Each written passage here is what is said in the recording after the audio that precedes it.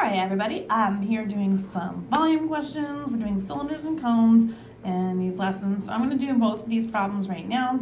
The instructions do tell us to round our answers to the nearest hundredth if necessary. So I'm just going to show you how I work through these, and I'm going to do 2 each video. So there are a total of 9 questions.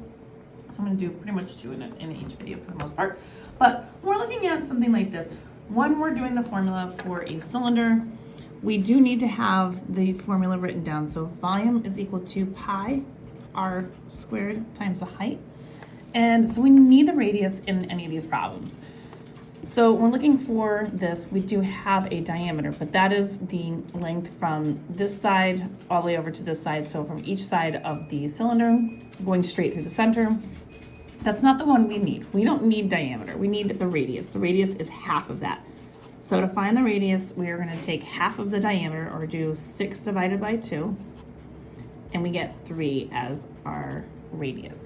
Now that I do that, I'm going to plug that into my equation. I like to rewrite our equations because when I do this, I'm going to do this in terms of pi, or the actual answer, or the exact answer, and then I'm also going to do the rounded version as well. So when you are asked to do both of those, that's how we're going to show you. I'll show you how to do those. So we're going to do volume, which is equal to pi. We're going to throw that at the end. Our radius, which is 3, we're going to square that. And I'm going to do that first because I like to make sure the order of operations is done correctly. Sometimes the calculators don't always calculate correctly. Our height is 8, and then we put pi at the end. So we're going to do 3 times 3, which is 3 squared, which is 9, times the 8 times pi. And 9 times 8 is 72, and then pi. So our actual answer would be 72 pi centimeters cubed. So that is when your actual answer, without taking any kind of decimals or anything like that, that would be your finalized answer in actual amount, or in terms of pi. Then, if I want to find the approximate answer, I'm just going to take 72, turn this on, 72 times the pi button, which is right here. Get that, hit enter, and we're going to round to the nearest hundredth, which is it would be 19, so 0.19. We are going to leave that alone because the 4 after the 9 indicates that we are not going to round that up. So my answer for this, if I'm doing the approximate answer, would be 226.19, and that would be centimeters cubed.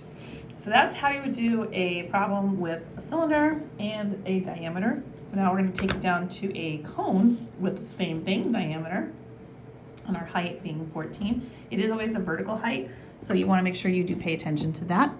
Now, cone is the same thing as a cylinder, so pi r squared times height. The only difference is, so I'm going to move that up farther, is that we are going to divide by 3. We divide by 3 because the same exact cone, or the same exact cylinder with the same exact height and diameter, it would take 3 of these cones to fill that same cylinder up. So that is why we divide by 3 on a cylinder, or divide it on a cone.